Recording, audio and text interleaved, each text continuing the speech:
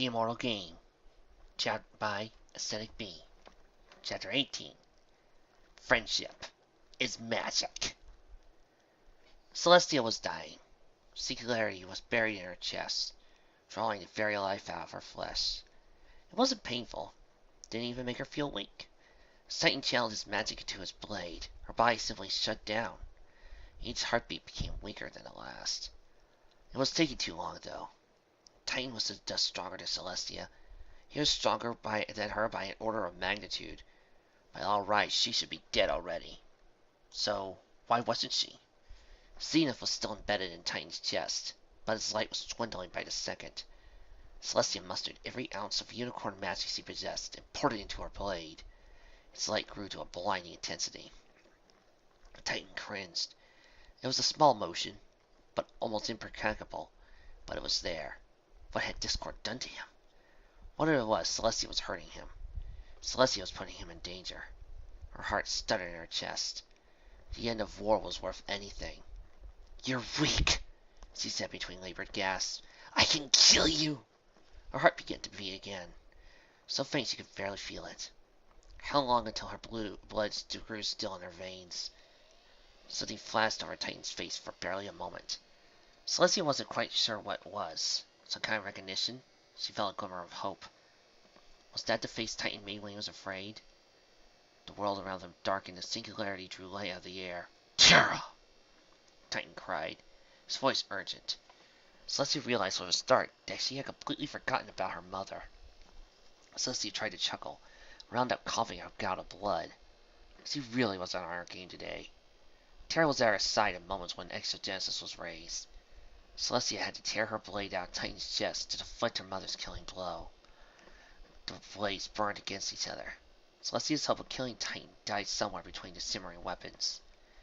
Terra grinned. "Looks like this is it, sunshine." Celestia looked from Titan to Terra. She shut her eyes. Another day. She mustered every ounce of magical energy she could. Pegasus, Earth Pony, everything. Zenith went out as she drew its power into herself. She called heat and force, pouring all of her unicorn magic into one simple spell. The wave of magic struck Titan first, burning every hair off his body and hurling him backwards, even if it shattered the surrounding trees. Terra at least had the decency to scream as she was cast away like a child's plaything. Celestia shocked her body back to life with all of her Earth Pony magic. Wounds closed and flesh reknit in an instant as she crouched down and called upon her Pegasus magic. She broke off the sound barrier, taking off from a standstill, leaving her parents behind as she arced through the sky towards Canterlot. Celestia threw out her magical senses in an effort to sense whether or not she was being pursued. She wasn't. Not unless Titan himself was coming at her. Celestia put a little more force into her wing thrust. 3 days. Whatever Discord had done to Titan would last 3 days. 3 days to find out how she was going to fight 2 alicorns who severely outclassed her. It was as Celestia approached the sea, she felt a trickle of thick fluid run out the corner of her mouth. She wiped it away with a hoof, assuming it was blood or saliva. It was neither. Her hoof came away black.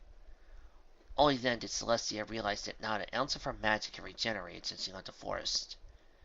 Titan had made her powerless. They had been given the rooms inside the castle for use of the night shortly after Celestia's return. Fluttershy had refused to take up such an enormous suite for on her lonesome. So did Applejack. "Applejack?" Fluttershy called out into the darkness. The only light in the room was starlight, falling through the open windows to cast itself upon the bedspread in an uneven pattern. Carolot beds were both very large and very soft, and the one that Fluttershy and Applejack shared was no exception. Fluttershy didn't mind, but Applejack hadn't stopped shifting about since he had gone to bed. "Lying bed is too soft," Applejack muttered as he rolled over. "Feels like a stitch of clouds of Pegasus feathers. I'm going to sink in and drown in my sleep." Fluttershy actually loved having a proper bed to sleep on for once. She wondered if Applejack's inability to sleep really stemmed from the bed. After all, Carolot Castle had more than enough rooms for all of them. "Have you tried killing Pegasi?" "No," Applejack said, rubbing her eyes. "Can't kill 'em all at once. Quick little buggers." Fluttershy frowned. "Have you tried drinking a warm glass of milk?" Applejack looked back at Fluttershy, raising an eyebrow. Well, where am I going to get a warm glass of milk? She shook her head. Can't like milk tastes funny anyway. No fat. Okay, Fluttershy said. well, how about you just close your eyes and imagine you're in your bed at home? Applejack let out an exasperated sigh. Well, that does it, she said. Now I'm never getting to sleep. Thanks, Fluttershy. Fluttershy cringed. Oh, I'm sorry. What did I do? Nothing, Applejack said. You didn't do anything. It's not your fault. Guess I'm just homesick is all. Oh. Fluttershy said. She sat up. Well, if you're not going to get to sleep, what do you want to talk about? Not particularly, Applejack said, propping herself on her forelegs. It's just that I've never been this long without them before. Family's why I do what I do, you know. Don't get me wrong. I love the farm. Well, this mark on my flank has a lot more to do with the apple family than with the fruit. You miss them. What if Apple Bloom comes back? Applejack's voice cracked. What if she's got her cutie mark? What if she's right AIDS? What if I missed that because I'm out here? I know I have a duty to do. I hate myself for thinking it, but sometimes I think it ain't fair. You'll see them again, Fluttershy whispered. But what if I don't? Applejack asked. What if we lose, and the Apple Bloom is waiting for me to come take her home, and I never come? Tears started to roll off Applejack's face. Fluttershy shifted over the bed and wrapped her forelegs around Applejack. That won't happen, she whispered as Applejack buried her face in Fluttershy's coat and sniffed. We've done too much already to lose now. You're going to see them again, Applejack. Fluttershy expected Applejack to pull away and wiped a few tears from her face. Instead, she let Applejack cling to her like a child. Applejack did her best to stifle her sobs, and her quiet cries became the only sound in the room. It hurts, she whimpered after a time. Fluttershy struck Applejack's back. Because you love them. Applejack shook her head against Fluttershy's coat. No, she said. Not being away. The fighting, the dying. Applejack's eyes grew distant, staring off at something Fluttershy couldn't see. It still hurts just as much as when I get my bones broken or skin torn off. I've been cursed to death as a joke. I've seen my insides, Fluttershy, hanging out, and... Fluttershy had no idea what to say. She rarely took the field, and when she did, it was almost never with Applejack. Still, even she seen the mare snap bones back into place, and spit out mouthfuls of blood without even flinching.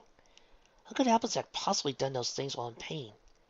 Fire, Applejack whispered, still staring off his face. Fire's the worst. The heat gets inside my armor. The metal heats up like a stovetop, and I can't pull away. I'll just keep healing and burning. All I can smell is the cooked meat. Can't breathe, because then the fire gets in my lungs. She swallowed, and my eyes melt.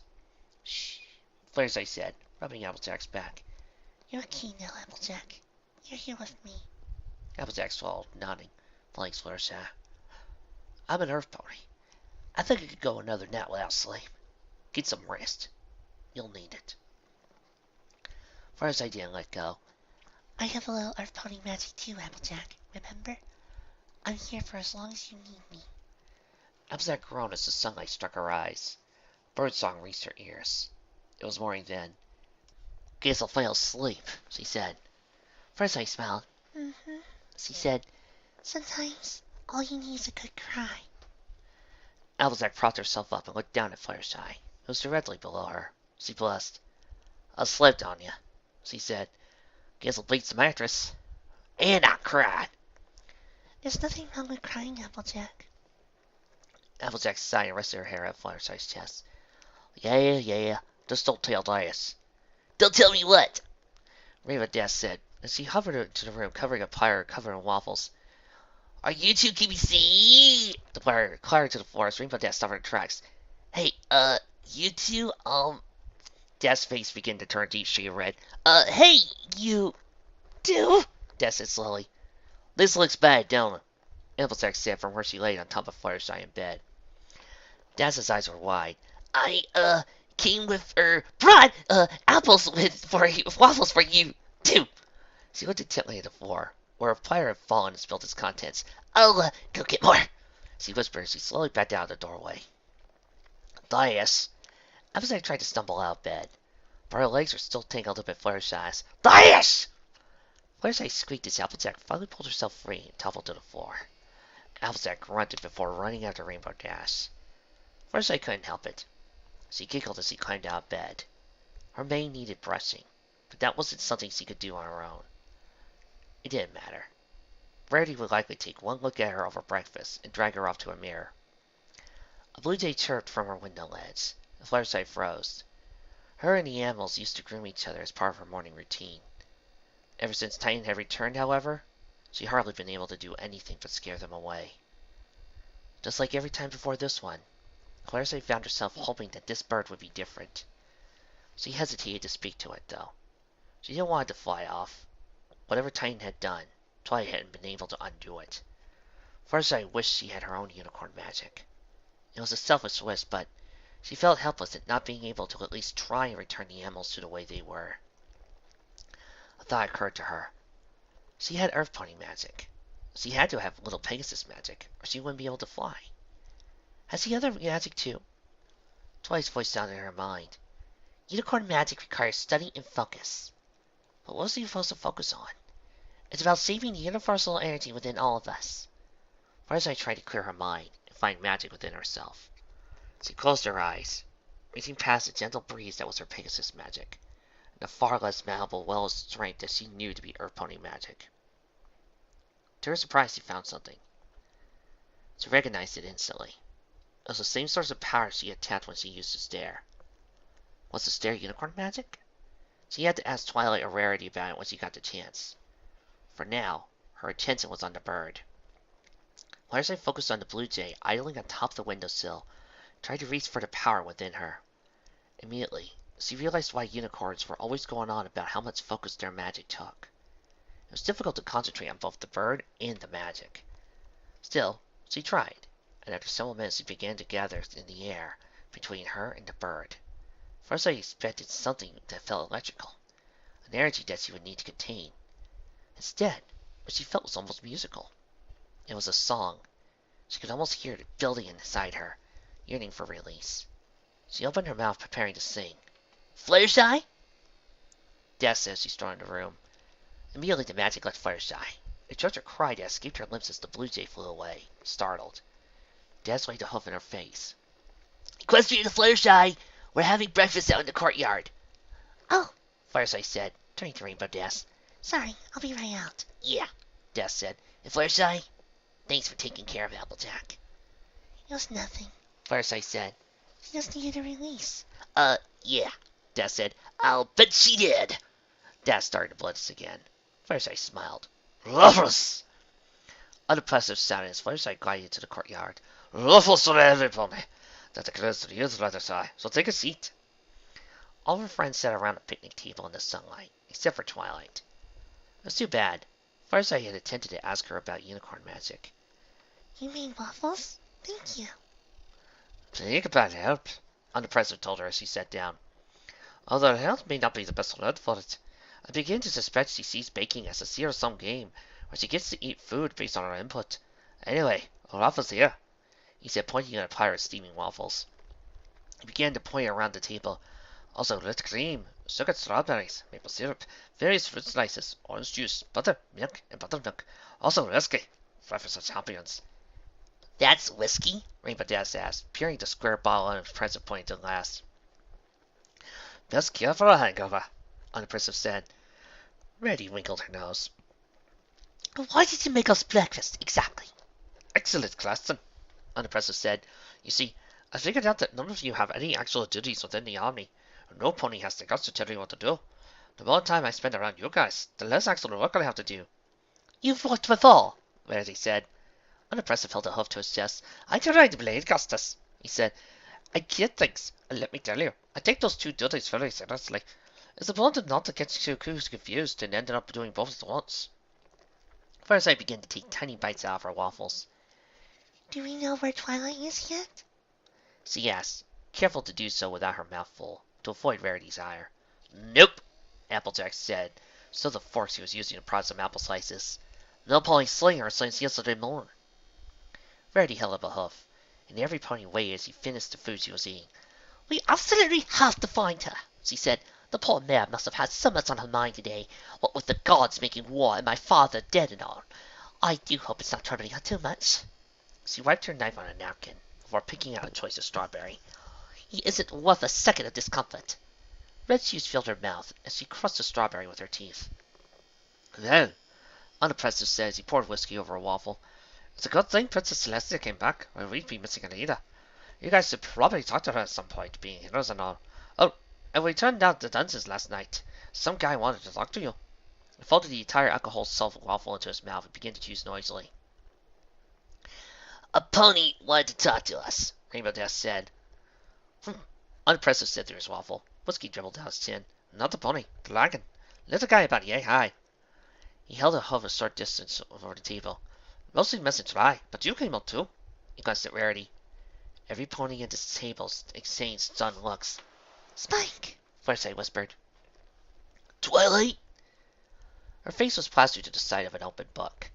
The desk surrounding her was covered in some more tomes. For Twilight Sparkle, it was not a strange way to wake up. At least, it never used to be strange. Lately, she was more used to being surrounded by corpses than books. Twilight woke, and the memory of who she had become and what she was doing realized itself in her mind.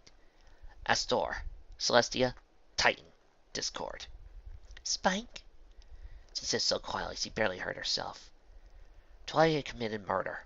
She had been used as a weapon. She used others as weapons in turn. She watched ponies die for nothing, simply because he had been in the way of a god. She learned the truth behind the world she lived in. The paradise Celestia had built for them was an illusion, built on top of a greater nightmare. The world was a dark place. But when she turned to see Spike standing in the doorway, it became a little lighter. So, yeah, Spike said, looking around Celestia's study. Was strewn with rubble and books. I'm not dead. Guess the bad guy lied. Twilight grabbed him with her magic and pulled him into a close embrace. Spike! You're alive! Spike's voice was sick with emotion. So are you, he said. They told me. He sniffed. They said you... I know, Twilight whispered. Where have you been all this time? The dungeon, he said. They've been using it ever since Princess Celestia died. Or, I thought she died. Applejack told me you brought her back. Yeah, Twilight said. Sort of. Are you okay? Did they hurt you? Me? I'm fine, Spike said. The dungeon was fairly boring, though. Nothing to do all day, and all they fed me was hay. I need some gemstones. Twilight didn't know it was possible to laugh and sob at the same time. We could get you some gemstones, Spike. So, he said, I figured I'd find you here. End of the world and you're studying. Pretty much, Twilight said. Learned anything? Twilight sighed. Nothing I didn't already know. Any mention of how the elements of harmony might work is just speculation, and all of it's wrong. There's no mention of them or Discord in Astor's journal either. Relax, Twilight, Spike said. You'll figure it out. If I don't, Twilight thought, we lose. Not to Titan, then to Discord. I just don't understand, she said, standing. Every time I think I learn more about them, all I really learn is how little I know. They have to have a power source. They had to have an architect. Somebody made them, so they have a purpose. Theoretically, I should be able to figure out why they aren't working, and why Titan can resist them, but I can't! I can't do it! You don't understand Pinkie Pie's pinky sense either, Spike said. I don't need her pinky sense to save the world. Oh, Spike said, right. Twilight sighed again. What time is it? Sun just came up, Spike said. What? Twilight shouted. I was out for a whole night? What about taking the Discord? They can't still be fighting. Spike shrugged. Don't know. Celestia's back, though. Maybe you should talk to her. Yeah, Twilight said. Maybe I should. Come on. She levitated him onto her back and set off for the courtyard. Somebody there should be able to tell her where Celestia was. Hey, Twilight, Spike asked as Twilight strode through the halls. What's with the costume? Twilight frowned.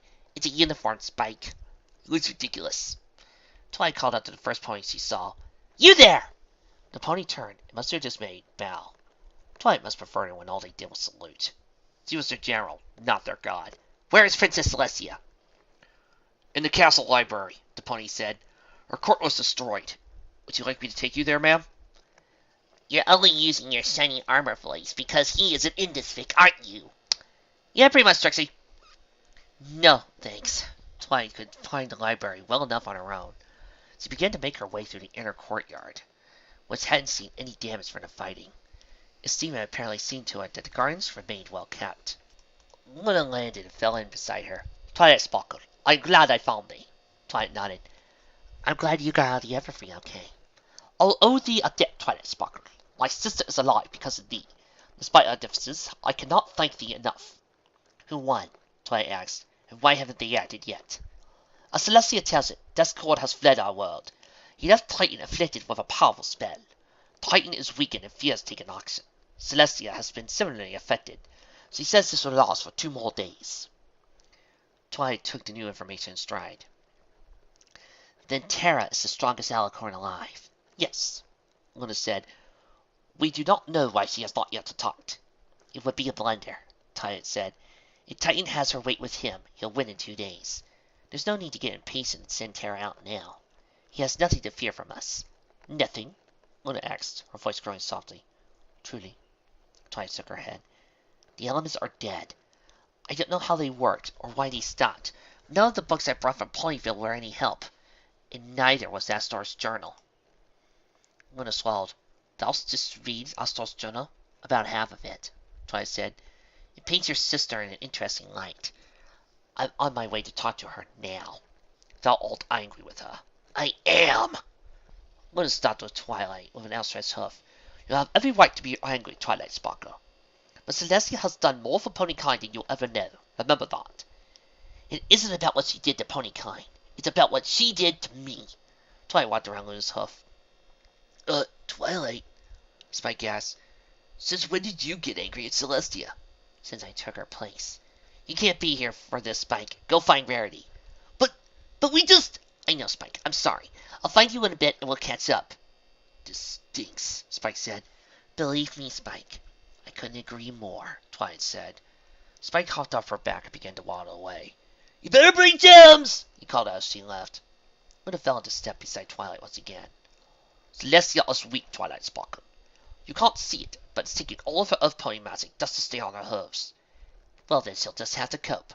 You don't understand, Twilight Sparkle. You can hurt her more than you realize. She loves you. You know she does. Twilight gritted her teeth. I'll keep that in mind. Now, if you'll excuse me. She threw open the doors to the Carrot Library and stepped through them. The Carrot Castle Library was a maze of enormous bookshelves that stretched up to a ceiling over 20 meters high.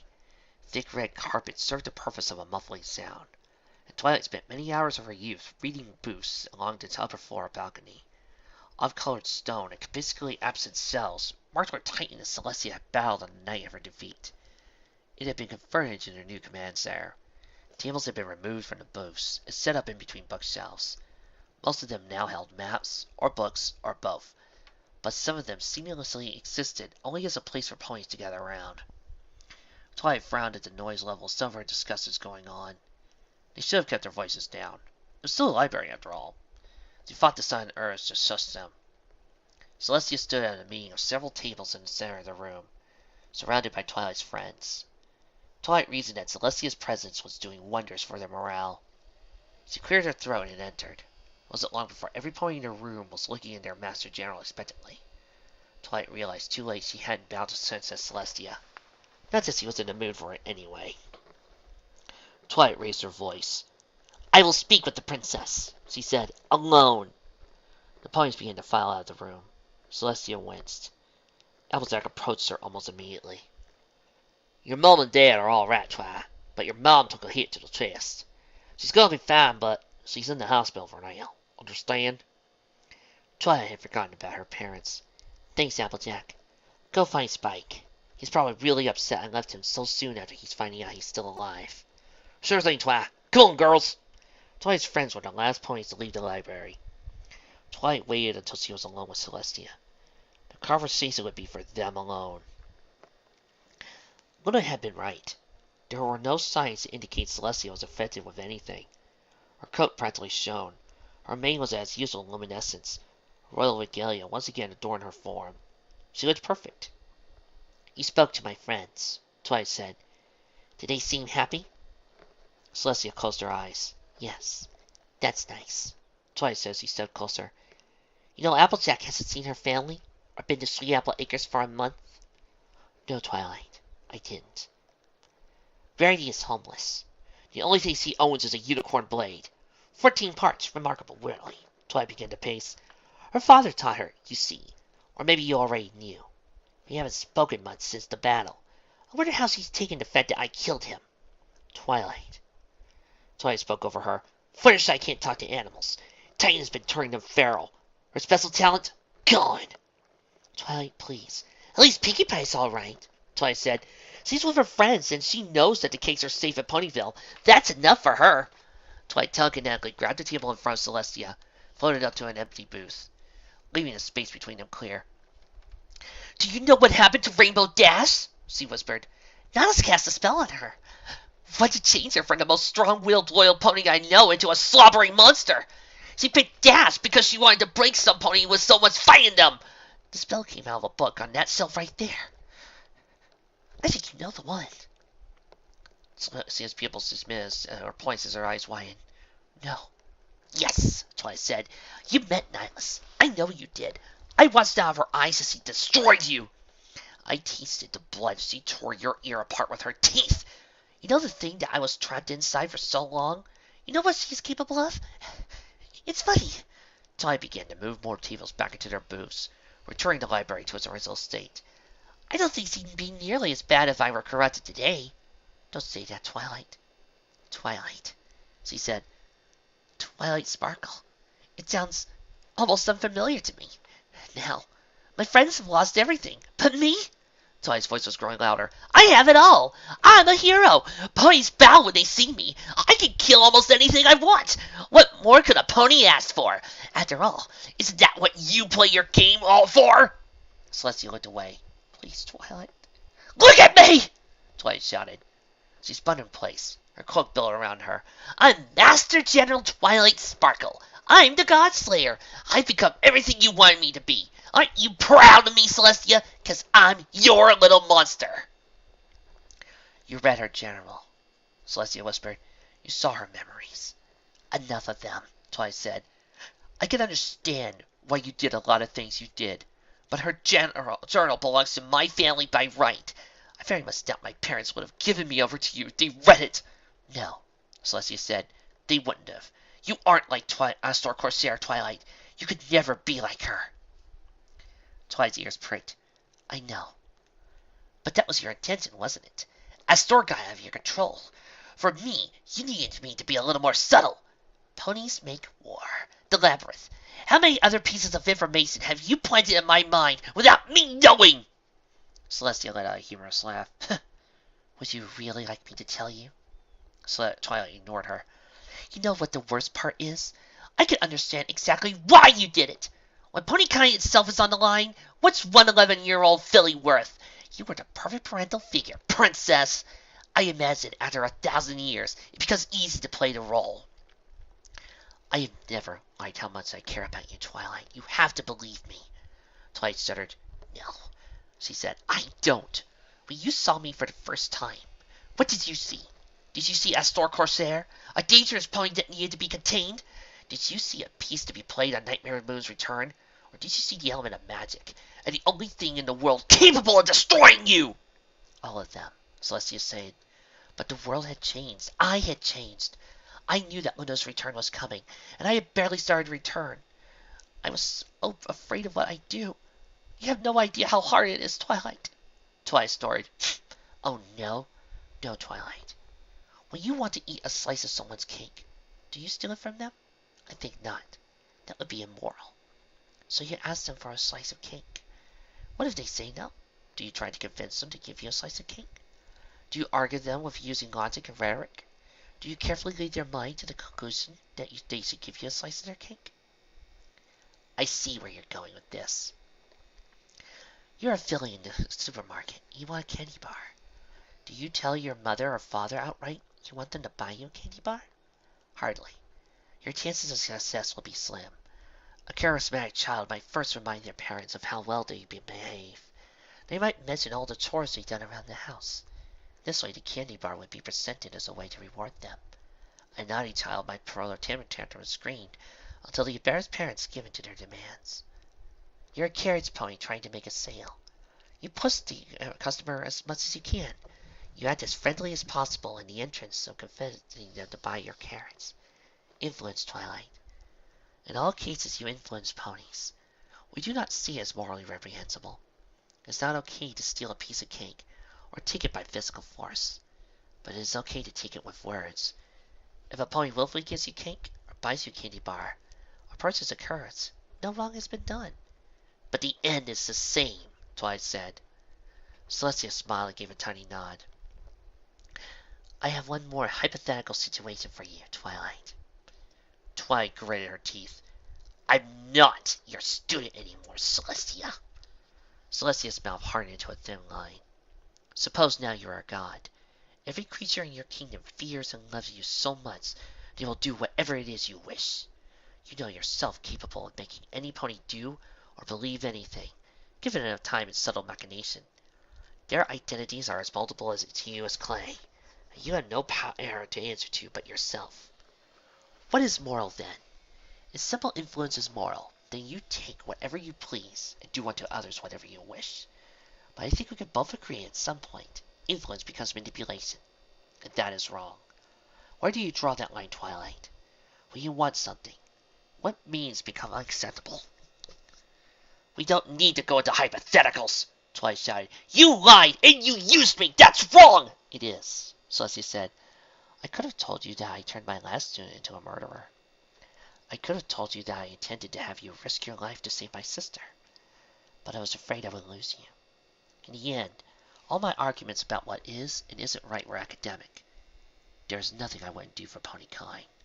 Well then, Twilight said, I guess we agree on something. Celestia took a step toward her. Twilight, she said, you taught me things I never could have learned on my own. I am constantly amazed by what you are capable of. You are the greatest student I could ever ask for, Twilight. An extraordinary mare. Too extraordinary, Twilight said. Celestia gave a slight tilt of her head. What? You taught me too well, Celestia. I've learned even the things you'd rather I didn't know. Tell me, why are we in the library? Celestia hung her head. Twilight. Ponies are naturally averse to change, as you well know, Twilight said, and I think it's safe to say I've been going through some changes lately. As you could probably guess, there's been stress. You saw the way I started putting away tables earlier. It's obviously me that a part of me wants things to be the way they were. So you chose to persist in your command in one of my favorite old hangouts. To remind me of the good old days.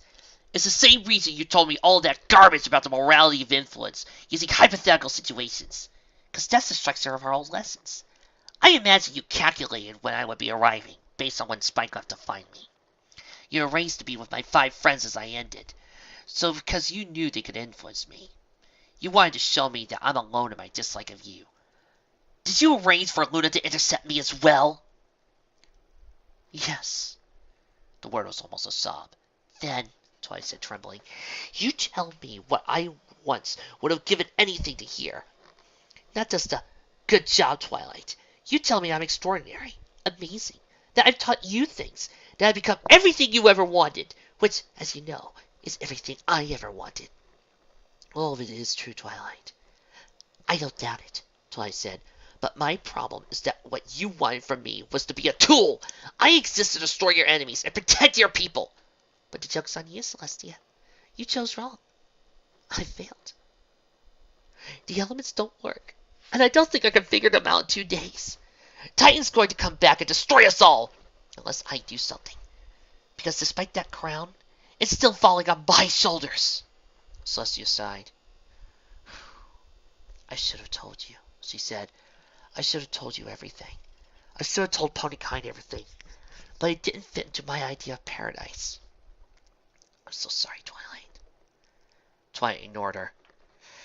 He held me down, she said, raising her voice again. Your Captain Esteem. Twilight, please. And as I screamed your name as he dragged me inside a monster, he pushed it through my eye. Celestia took a narrow step toward her. I can't tell you how sorry I am, Twilight. I hate you! Twilight screamed. She could hear her heartbeat and feel the blood pumping through her veins. You lied to me all my life. You made me feel special. All for this! You've... Twilight felt hot tears running down her face. She gasped her breath. You didn't save me. Her chest started to ache. She fell to the floor and curled with her boy. You're supposed to make everything feel better. Not me. I have to tell all my friends to risk their lives every day. Because, Twilight sobbed. Come here, Twilight. Celestia tried to drape her wing over her. No! Twilight shouted as she pushed herself across the carpet. Don't touch me! Just stay here! I can't. She felt the magic building inside of her. I can't do this, she whispered. She shut her eyes as the teleport took her away. When she opened them, she was in her tower in Camelot. Apparently, he hadn't seen anything to use during the occupation. It was exactly the way Twilight had left it. So why did it feel so different? I'm glad you all could make it, Twilight said to her collected friends. Spike scoffed. Yeah, Twilight, because there's so many places they could be other than here. Twilight's tower consisted of 3 circular rooms stacked on top of one another, linked by ramps that ran along the outside of the building. The highest room, where they now convened, was also the tallest, hosted all of her bookshelves as well as magical trinkets. The center of the room was dominated by an hourglass, wider around and taller than a pony. An intricate web of green light hovered above them. Well, Twilight, Rainbow Dash said, looking at the crisscrossing stands of magical luminescence. Yeah, Twilight said, regarding her web. Trying to map a 4-couple enchantment was impossible to do on the blackboard, so I had to move out into 3-dimensional space. So, Verity said, drawing the word out. You spoke with Celestia? Twilight frowned. I did, and it went about as well as expected. Did she explain our situation to you? We've got 2 more days, Applejack said. Before Titan comes back, it turns Caroline to rubble. Oh, and we brought you some waffle sugar cube. Figure you haven't eaten much. Twilight realized she hadn't eaten almost a day.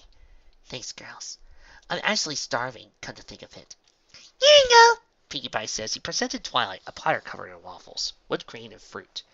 It looked more than delicious, and Twilight evenly distributed the whipped cream and fruit over the waffles. She began to fold and stuff them into her mouth, squeezing the syrup out of the fuzzy food with every bite. Rarity cringed as a dribble of syrup ran down Twilight's chin. Exactly, Twilight said through mouthfuls of food, which means we have days to... Who made these? These aren't delicious. Unimpressive, Dash said. I don't get it either. Guy likes waffles, apparently. I helped, Pinkie cried. Thanks, Twilight said. So we have 2 days before the end of the world. In that time, I need to figure out why the elements don't work on Titan, and how we can not only bring them back to life, but also use them against him. Any questions? Fireside said. Everyone turned toward her. I have a question for you, Twilight, but it isn't about this, really. Go ahead, Twilight said. I love answering questions. Okay, well, Fireside said. When you hear your magic, does it feel kind of like a song? Like you can't help but try to sing? Twilight cocked her head. Not really, no. Fireside said, Phil. Oh, what does it feel like? Twilight closed her eyes, and her mane etherealized as she tapped her unicorn powers. Like the whole of the universe has turned to look solely at me, she said, and if I tried hard enough, and I'm clever enough, I'll be able to solve any problem that comes my way. Right now, it feels like electricity is running through my veins, and I can sense every object in this room, including all of you. She opened her eyes and let her mane feel straight. Does that help? Sort of. Fireside said. She didn't elaborate. So I said to the room at large, I've been trying to figure out the elements of harmony. So you need all elements? Rarity said. I'm afraid you're with our armor, darling. What's this back in the keep? You're the only one who wears a uniform all the time. Though, she said, putting her hoof to her chin, with such a fabulous outfit, I can see why. Twilight laughed. Actually, I have all your armor with me. I took it before I started my research. Then whatever do you need us for, dear? Rarity asked. Glad you asked, Twilight said. The first time I was able to focus the elements was against Nightmare Moon, when I realized how happy I was that all of you came for me. The second was against Discord, after we had shed his magic and reunited as friends. The third time was against Nihilus, when all of you came to rescue me. The fourth time was against Titan and Twilight shot Rarity a glance. Esteem, Rarity said. You won't hurt either of us to say it out loud, darling.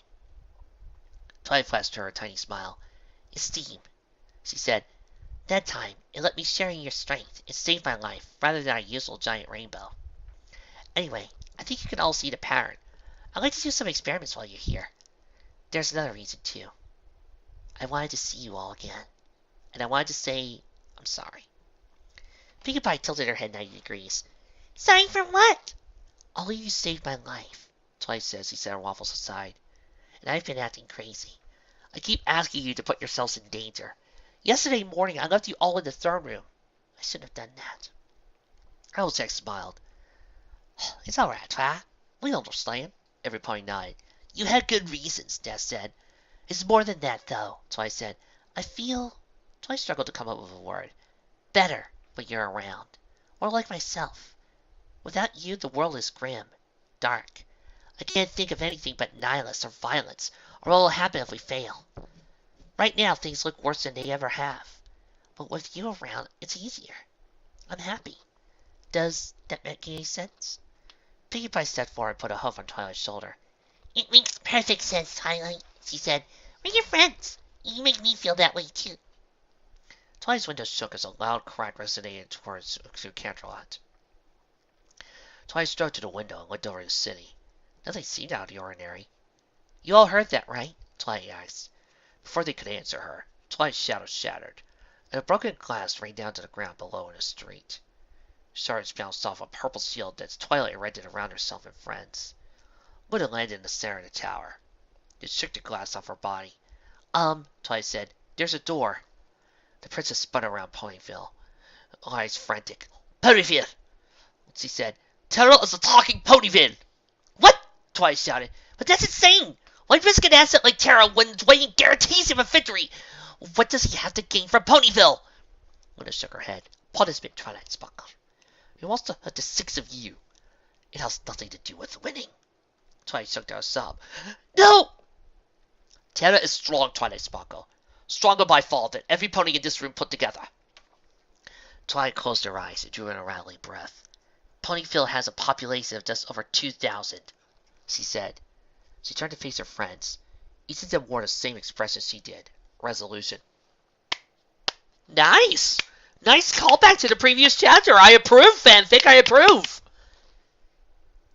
Shoot up, Twilight said, bringing their armor out of null space. Your enchantments still work. Rainbow Dash takes the head of the wind stream, or carries Applejack. She's the fastest. I take the middle with Verity. Fireside takes Pinkie Pie. Pinkie's magic makes her lighter. You're going after her, Luna whispered. Verity began to strap Pinkie Pie into her armor. Twilight held Applejack as she nodded to Luna. Spike, you go get to Celestia. Tell her to evacuate all of Canterlot. Spike looked from pony to pony. All of them were putting on armor. But... Spike! Twilight said. I will see you again. Do you understand me? We can't hope to kill Terra. Only to slow her down. It's imperative that we start clearing up population errors. Slow her down, Luna asked. We're talking about an article that's nearly 1,000 years old, Twilight Sparkle. 1,000 years, Twilight said. 1,000 years since Astor Corsair reinvented war magic. Do you have any idea how many scientific innovations we've undergone since then? Luna raised an eyebrow. No, she said. I was locked on the moon, Twilight. I understand that this is your home. I know you cannot sit idly by while Terra destroys it. But you're about to put all your lives in more risk than you ever have before. Will this mean anything, Twilight Sparkle?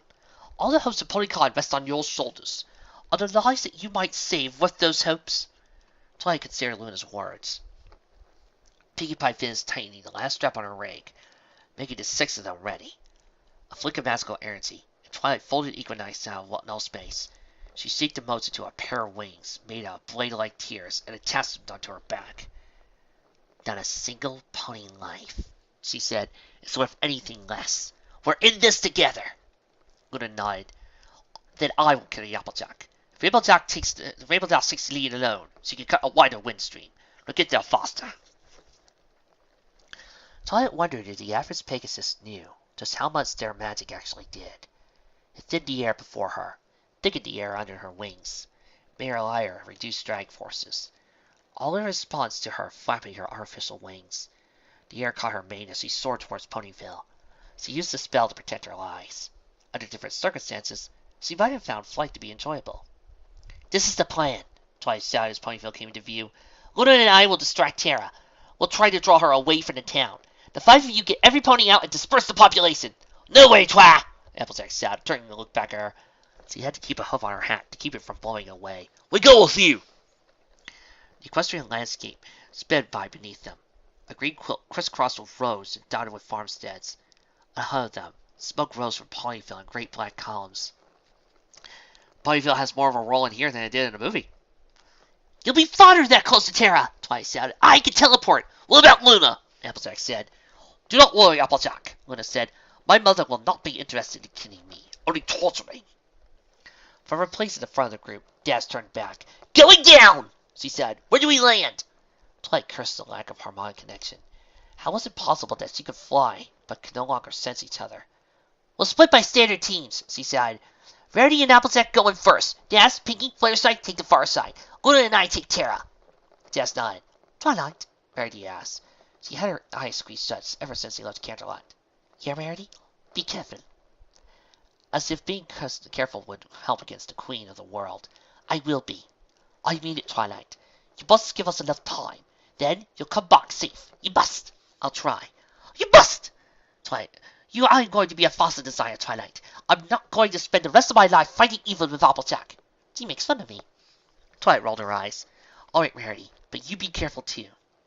Rarity barked a humorous laugh. Huh, you needn't worry, darling. I couldn't possibly die with hair looking like this. You'll be under death of embarrassment. Twilight looked down to see the wind had blown Rarity's mane until it stood almost perpendicular to her neck. Well then, she said, I suppose I don't have to worry. I can see her, Rainbow Dash called back. She's in the town square. She brought puppets. Puppets weren't a problem for her, not for them. Luna, with me. Everyone else touchdown on the far side of the square, at the outskirts of town. She waited a moment before adding, Good luck!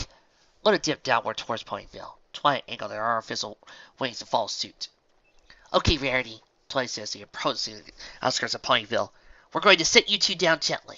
I'm coming! Applejack screamed as Luna dropped her over 5 stories. Landed with a bloom.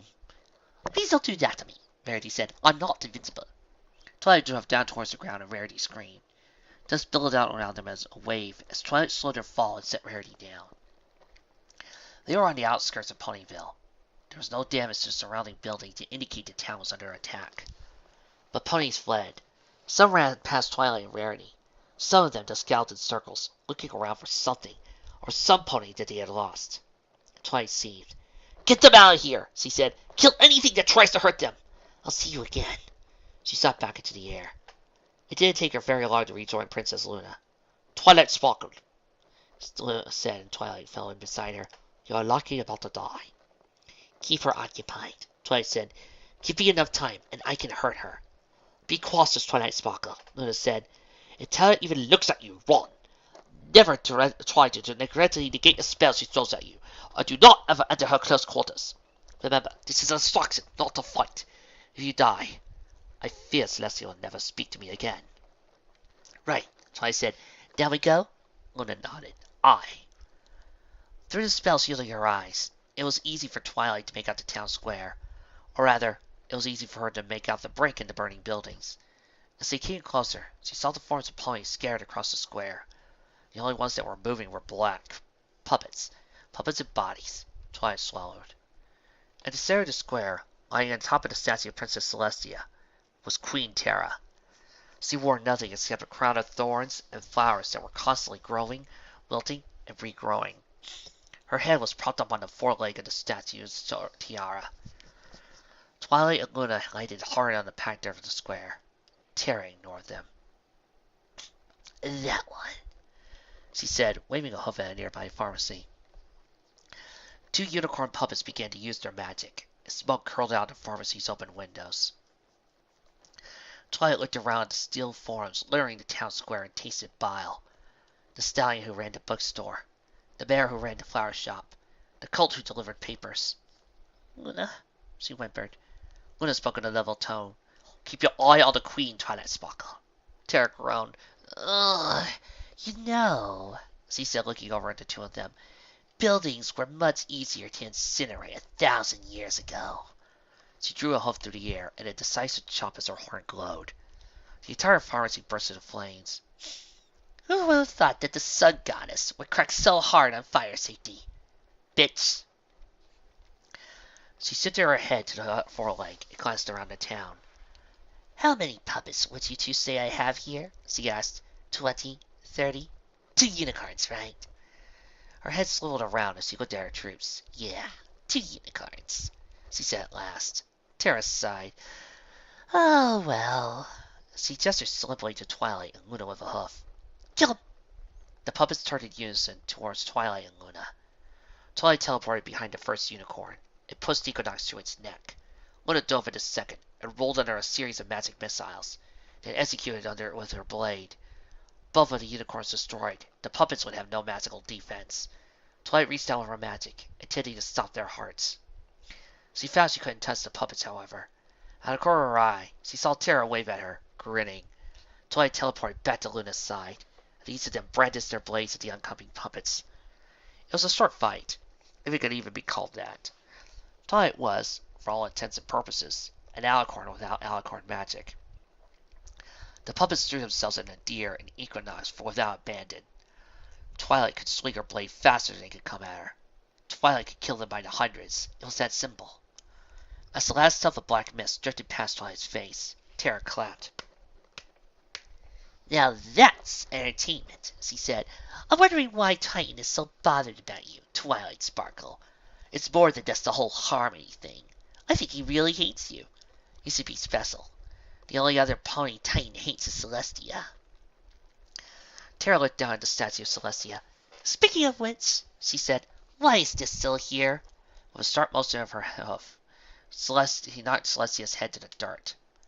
Terra yawned and stretched before rolling off the statue and onto the ground.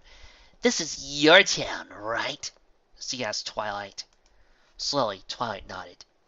Ponyville? Terra said. She threw her head back. Ponyville? She shouted. What a name for a town. There's always a Ponyville somewhere, you know. Your incredible pony minds can't really come up with a better name. She sighed as she looked around at the bodies littering the town square. And when I'm done with Ponyville, she said, I'll go to the next town, which will probably be called Saddleland, or Stirrupolt, or Hawk County, or Muzzlemount, or whatever. It's going to take decades just to get the right amount of light you did. And you know what? Nearby, the pharmacy roof collapsed, sending flames and sparks billowing into the sky. Terra spat. I'm bored already, she sighed. She began to pace. I mean, what's the point of killing somebody you don't even know? Her horn glowed, and a nearby corpse was pulled off the ground to hang lifelessly in the air. Look at this mare, Terra said. Do you know who she is? She asked Luna. How about you, Twilight? Terra shrugged. I don't know who she is. Where's the fun in stabbing her in the heart if I don't even know anything about her? Twilight could hear her heart beating in her ears. I mean, Terra said, this poor mare went through life with a bunch of candy on her ass. What does she do? Eat candy? Make candy? Build castles out of candy? What's it like, she said, to find out you just entered your marehood and your existence is candy? You'll live your life for candy. Validation will come to you through candy. Now live your meaningless life and then die. Now, some of you viewers at home are probably listening to this and might think that she killed Bonbon. I like to say, no, he did not. The author did not just kill Bonbon. He probably killed some other mare that happened to have a candy mark. Bonbon is currently over in Chicago with Lyra. Thank you. The curse fell in the air. But that's all of you, isn't it? Terra said. Live your meaningless life and then die. Every single one of you is just crushed under the weight of your own insignificance. You're all the same. All exactly the same. There's only one difference between you and my puppets. Twilight held her tongue. The more Terra ran her mouth, the longer others would have to evacuate. It's hard-coded to every living pony, Terra said, and it makes you all such a massive pain. Survival. I can tell all my puppets to throw themselves onto your blades, and they'll happily oblige. But ponykind? Oh no, Terra shook her head. You wake every morning to slowly die for another day, and it whispers you to go on. Survive, it says. You look in the mirror at your graying mane. Your crops wilt and you wither until your only way to live through winter is to kill your neighbor and take his crops. Survive, it commands, as your forelegs close around his throat. Terra's horn flashed, and the headless statue of Celestia was blown to bits and strewn about the square. The queen leapt up onto the empty pedestal. Your God! She screamed. Descends from the heavens and demands your blood as atonement for your sins. Survive, it screams, as you oh so slowly run away. She swept her horn in an arc. Several more buildings in the square burst into flames. You watch as every living being you know and every object you cherish is destroyed. Survives, it whimpers, as your sanity slips away. Tara soared into the air and laughed as he did a backflip. That's why you have to die, she said, because you have to survive. No, Twilight said. She ground one of her hooves into the ground. That's why you have to die, so we survive. Tara threw her back head and laughed. It was a laugh that sounded like it was rehearsed. This, she said, this is what makes the job so enjoyable. Sometimes it helps to sing a happy tune as I slaughter you, or even make a game out of it. But nothing will ever brighten my day more than heroes, the champions so filled with hope. Hope, Tara said, face flaming into her grin as Sophie just told a joke. Survive has its uses, but hope has none. It's a wonder if it was ever part of your design. Hope, Luna said, her wings flare, was not useless. Is that so? Tara asked. I haven't forgotten about you, Luna. You betrayed me and locked me beneath my own firmament. I owe you quite a great deal of suffering. Yes, Luna said. You missed out on over a millennia of hiding from Titan while ponies make war. I shudder to think how disappointing that was. Tara ran a hoof through her flying mane. Ah, she said, trying to get me to talk about my husband or the past. You've always been such more clever than you act, Luna. Being able to use others, despite your utter lack of charisma, always made me like you more than Celestia. Sadly, I'm going to have to decline your offer. I've been reminiscing too much lately. Tara rolled her shoulders. The two of you have provided an excellent distraction, she said, and believe me, I do like being distracted. But Titan wants you, Twilight Sparkle, and I want you, Luna. And when you're an alicorn as old as I am, and you want something, you just go right ahead and take it. Luna dipped her head in a tiny nod. What are you waiting for? Tara's choking grin returned. That question exactly. Tara crossed the distance between them faster than Twilight could see. Luna threw herself into a roll as soon as Tara stopped moving, but it was too slow compared to the Queen.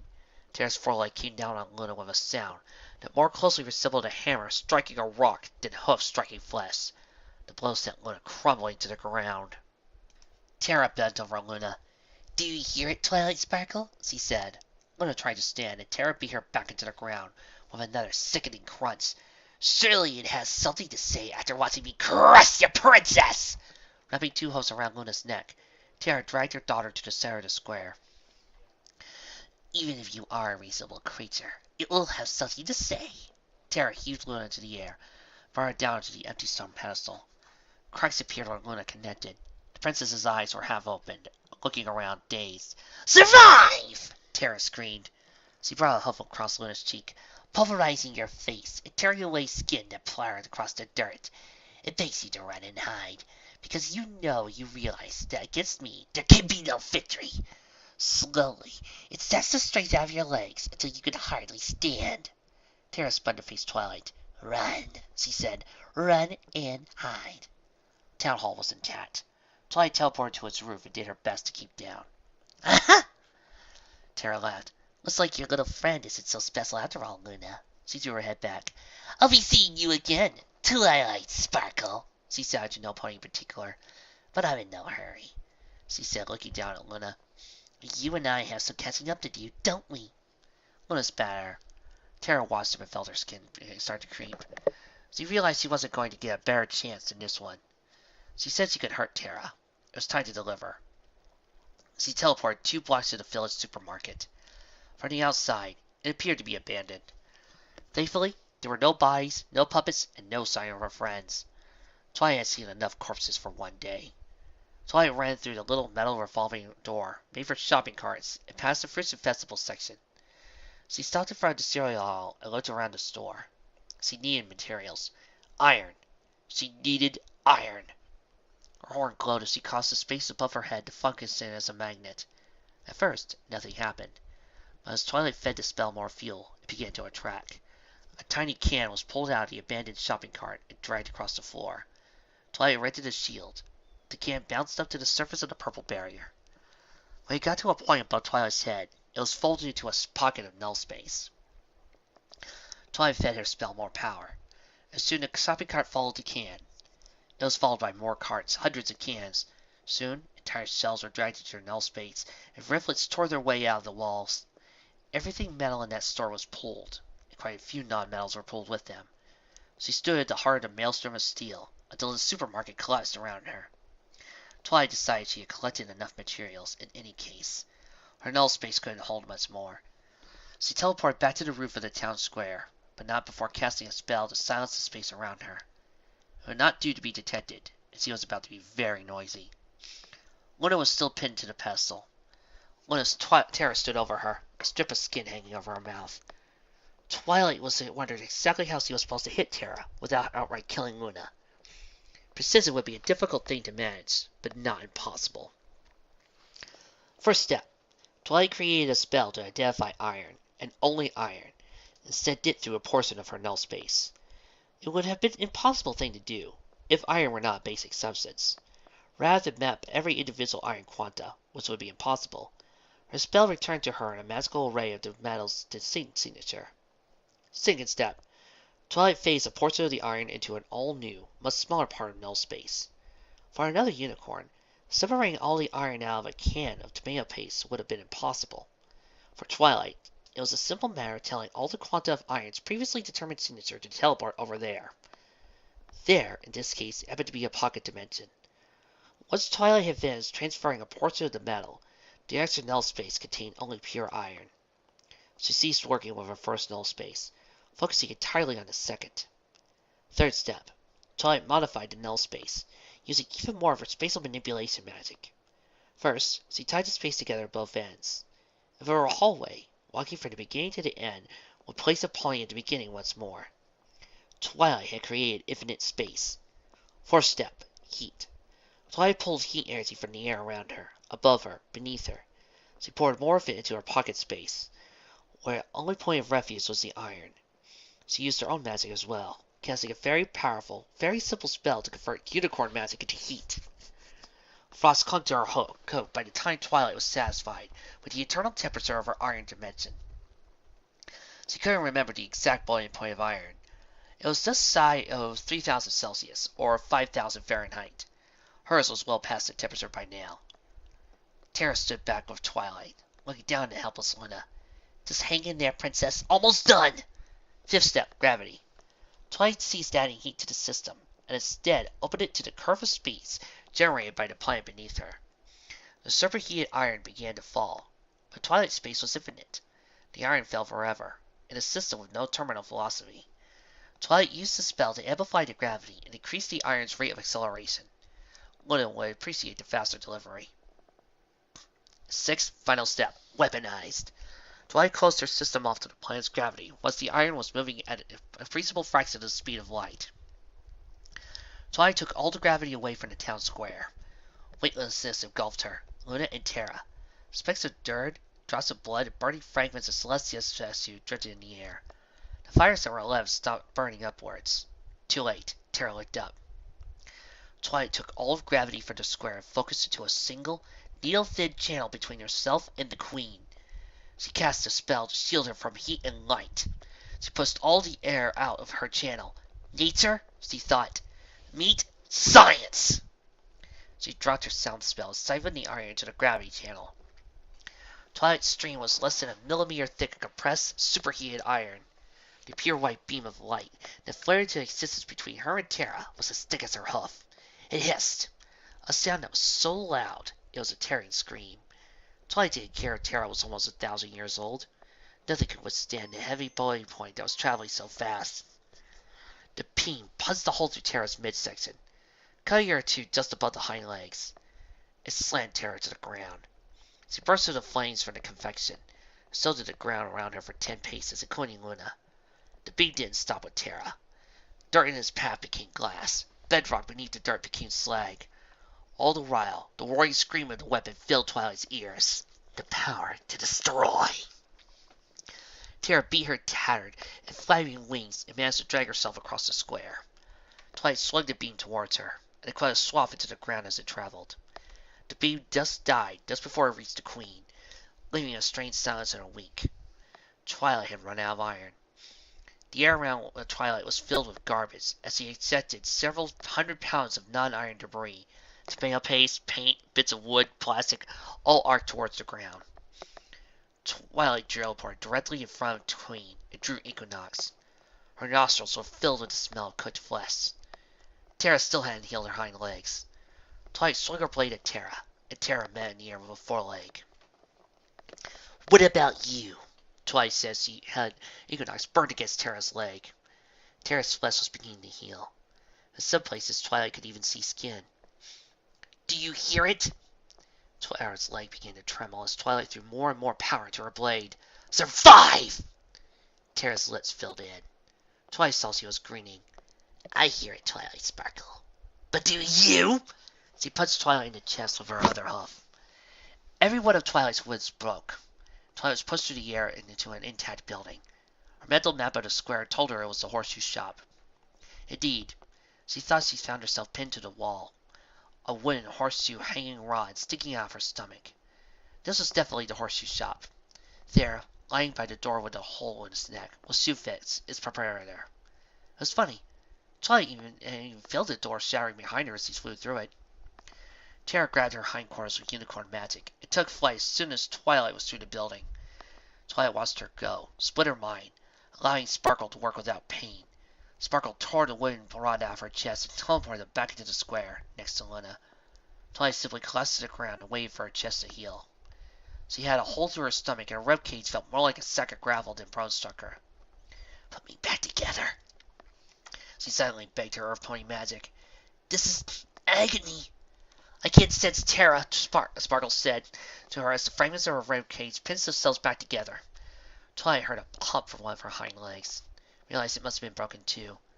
Her insides twisted as her flesh reknit. At last, Sparkle stood them up and looked up at Terra. The princess was smoking and mostly hairless, but still conscious. Eyes were shut. "Princess," Twilight Sparkle made them say as their ribs began to take on a distinct shape. Luna gulped air and opened to her eyes. "Was that all unicorn magic?" Twilight finished healing and drew Sparkle back into the hole. Yeah, it was." Luna rolled off the pedestal and stumbled. They caught her balance by leaning against it with her foreleg. "I am glad, Twilight Sparkle," she said, "that Nihilus was an idiot." Her hair began to grow in. Twilight fought back to her fight in the square almost 2 months ago. "Yeah, me too." Terra landed so hard her hooves hindered, soaring upwards and around her. Twilight froze. "Harmony," Terra said, "seems to have more in store than I previously thought. You are special, aren't you, Twilight Sparkle? You can get away. Go. You are vital. I am not." "Yes," Terra said, gesturing to the town square with a hoof. "You probably could get away. You are a Corsair, after all. But I very much doubt Luna arranged her perspective field in such a way as to let her throw her about. So go, Twilight Sparkle. Leave. Survive." Twilight looked over at Luna. No pony is worth anything less. "No," she said. "I figure one more hit with my mass accelerator and you'll die. Sure you don't want to limp back to your husband?" Terra rolled her eyes. "That's the problem with you Corsairs," she said. "You all think you're gods." Terra's horn flashed, and Twilight felt the bottom drop out of her stomach. She realized what spell Terra had cast. It was the same spell Titan had used. It stopped her from teleporting. "Too late!" Terra cried, practically bouncing. "Now I get to take you both home. Honestly, you think I don't know how to handle a Corsair?" Terra spun across the distance between them, faster than Twilight's eyes could follow. A green shaft of light split into the air. She skidded to a halt in the dirt beside Luna. Exogenesis. Luna had said that Terra's blade was called Exogenesis. Twilight knew that Luna could barely stand. Equinox met Exogenesis, flickered, and died. Terra drew a hoof across Twilight's face, shattering her cheekbone and sending her sprawling to the ground. Twilight struggled to spit dirt over her mouth around the fragments of bone and swollen tongue. But no avail. It didn't matter. She needed to focus. With a throw of her shoulders, she spun to the ground to face Luna and Terra once more. When she saw Luna, the princess's legs had been sheared off past the knee. Luna's face was an angry grimace, and her bloody stunts beat uselessly against the ground. Tara smiled down at Twilight. Her horn glowed, and Twilight heard a deafening snap as the support beam was ripped away from a nearby building. The shop collapsed into the square. This, Tara says, he snapped the beam in two, is going in you, and there's nothing you can do about it. She smiled as he saw Twilight gulp. You want to be a god, child? Then let me teach you what it is to be an alicorn! Twilight was leaping out of the way before Tara stopped moving, but it made no difference. Tara kicked Twilight as he felt her sight explode. Orchids stuttered and bones splintered. The sudden shock of pain struck her mind like a hammer blow. Twilight collided with the wall of Town Hall. Her head snapped back into Finn's hood as he felt her skull crash to a stealthy squish. Strangely, she did not fall back into the ground. It was only after her skull had regenerated that she looked down to see the support beam Tara had clenched earlier sticking out of her belly. It was odd. She didn't even feel it go in. She felt it now. It was pushing her insides away from where they were supposed to be. She felt the fragments of one of her hips cutting their way into her as they struggled back into their position. Tara landed in front of her and pushed against Twilight's foreleg with a hoof, holding her mane back and pressing the back of her skull into the wall. This, Tara hissed, is what immortality is, Corsair. It's pain. It's living with every mistake and every sin for eternity. You want to be a god, little girl? You need to look no further than the blood running out of the corners of your mouth. Divinity is agony. Let her go! No, Twilight thought. You were supposed to leave. Tara raised an eyebrow, spun to face a new arrival. It was Applejack, covered hoof to tops in her armor. Twilight opened her mouth to tell Applejack to run. Found she couldn't speak. She shook her head at the mare, trying to warn her. Run! Tara collided with Applejack head on, throwing Applejack onto her back, pinning her to the ground. Applejack struggled against Tara's pin, trying to get free. She failed. Do you feel that? Tara shouted. Tell me, Earth Pony, have you ever felt so weak before? It won't last long, she said, pushing Applejack's legs into the dirt. Bones snapped under the force of Tara's hold. The problem is that you're mortal, but I, Tara shrieked, will make you divine. Tara called up fire. Twilight sobbed. Applejack screamed. The broken beam was pulled free from the wall. It cased the blue light of Rarity's magic. Twilight! Rarity says he came around to the edge of the building. She winced at the sound of Applejack screaming, Do something! Her eyes were wide. The hole in Twilight's chest was beginning to close. Do something? She couldn't teleport because of Tara's spell. So undo Tara's spell. But she couldn't focus enough to do that. So split your mind. Split her mind, right. A thundercrack filled the town square. And Twilight knew without looking that Rainbow Dash was trying to save Applejack. Twilight turned to Tara. The combination of Dash's thunderbolt and the speed of their collision was enough to knock Tara to the ground. Dash raised her blade. Applejack twisted and writhed on the ground. Smoke poured through the cracks of her armor. Tara's hoof came towards Applejack and Rainbow Dash, a blur of motion. Dash had no earth-pony magic to melt Tara's bones. Twilight shielded her on instinct, throwing every ounce of magical power she could muster into the barrier. She might as well have tried to stop a train with a blade of grass. Her shield shattered, absorbing some of the power behind Tara's strike. Not enough to keep Dash from getting sent through the air, however. Dash was hit on the ground with a dull thud. She shuddered once before falling still. Tara cocked her head. What are you doing, Pegasus Pony? Are you broken? You're programmed with one rule to override all others. Survive! Twilight stumbled to her feet. She had to get them out. Had to get them all out. With a small effort of will, she drew most of the heat out of Applejack's armor. With a larger effort of will, she suppressed the nearest vomit at the thought of what Applejack had just gone through. She was running out of magic. Even if she could disable Tara's spell, Twilight wondered if she had enough power to teleport them all away. And yet, Tara said as he came to stand over Dash's face-down form, you come at me. Must be a failure of your intellect. You probably don't seem to understand that you can no more fight me than you could stop your own heartbeats. Dash trembled again and pushed herself off the ground with forelegs. Her face was streaked with dirt and blood. Wrong, she said. Yeah! Twilight knew it was Pinkie Pie before the mare ever spoke. Well, Smith Fluttershy was also nearby. Somewhere. All of them. They were all coming to Tara. They were all coming for her, and Luna, and each other. Tara spun around with her lightning quickness. Another Earth Pony joins the party, she cried. I can hardly believe it. What's your name, Earth Pony? Hi! Piggy undid the straps holding her hoof blades and let them fall to the ground. I'm Pinkie Pie, she said, and it's not a party until I say it is. Tara placed a hoof on the back of Dazz's head and pushed it to the ground. You're not getting up, right? She said. Excuse me while I kill your friend Pinkie Pie as you lie helpless in the dirt. She threw herself backwards with her unnatural speed. Aiming another hoof at Pinkie Pie, she flew through the air. She missed. Pinkie Pie had dodged the blow before Tara started to move. Again, Tara moved to attack her, and again, Pinkie Pie moved out of the way before the strike had ever been thrown. The second time, Pinkie Pie's mane etherealized. Tangled strands of pink hair merged together to form a turning mass of ether. Pinkie Pie tilted her head as her mane framed her face. Twilight reached out with her magic to try to sense the spell Tara had used to stop her from teleporting. It was there, all right. The composition of the spell was unmistakably Titan style. It would take time and focus to undo. Twilight went to work with her magic. Tara drew away from Pinkie Pie, as though she had lain a hoof on a top stove. No, she said. That's impossible. I killed you! No, you didn't, Pinkie Pie said. So I see. No, Tara said, stepping back. No! Don't be silly, Pinkie Pie said. If something happens that makes it possible.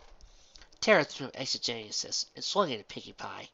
Suppose it was a green blur. Twilight didn't see Pinkie move at all. One moment she was in the path of the blade. Next, crit of it. Hunk! Pinkie cried as her hose clattered around Tara's nose. Tara swung her blade in again and again. Each time Pinkie Pie evaded it, just before she could have seen the attack coming. With speed that defied physics, Twilight didn't understand. The Pinkie Sense was supposed to be that fast, and neither was Pinkie Pie. You, Tara said at last. Your race is dead. I killed you to a pony! Twilight lost her focus. The spells she had been crafting fell to pieces in her mind. Pinkie Pie wasn't an Earth Pony. No horn, no wings. But Pinkie Pie wasn't an Earth Pony. What did that make her? Tara sneered. Do you think you're clever, Arc Pony? You can see the future. Tell me, what's about to happen? Pinkie Pie's eyes widened. She swept Equestria in an arc, and a wave of telekinetic force followed it. It threw Pinkie Pie up and back. Pinkie Pie landed in the skeletal remains of a building that burned to ground. Tara shuddered as she ran a hoof through her mane. Break is over, she said. Time to get back to work. She spun to face Twilight across the town square. Her voice was completely devoid of mirth. Immediately, Twilight's brain wheeled. Tara was going to come at her. Tara was going to kill her. Something needed to be done. But what? She was too slow to move out of the way. A strike from exogenesis would be too much for her to regenerate. Her unicorn magic couldn't shield Tara's hoof, let alone her blade. Survive, her mind screamed. But she was going to die. Tara flapped her wings and came towards Twilight Sparkle. She collided with a golden barrier and was sent reeling. The barrier faded as Tara spat blood into the dirt.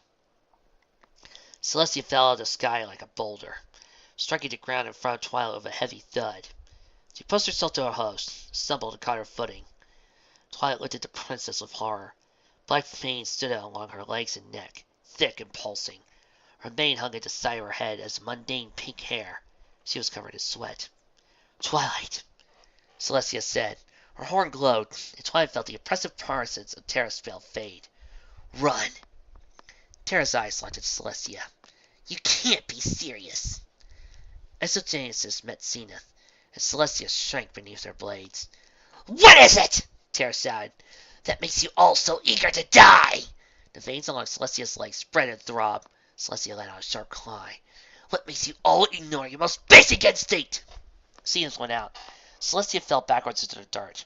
A trickle of black ichor running out of the corner of her mouth. Twilight, she whispered. Tara raised exogenous and grinned. Survive!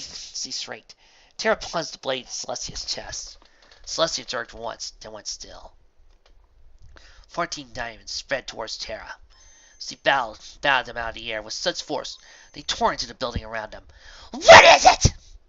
Tara shouted again. She leveled exogenesis at Twilight and Rarity. Twilight teleported them to the other end of a square, just as Tara unleashed her spell. A deafening crack reached her ears. The town hall was blown to smithereens by the blast. Fragments of wood rained down on them. Tara went for Rainbow Dash, but Twilight grabbed her first. With a pop, disappeared in the air beside them and fell to the ground. She rolled over, clutching her belly. What makes you defy your very design? Terra shrieked. She sent a wave of fire towards Applejack on the ground. Twilight plucked Applejack out of space and set her next to the rest of them. What?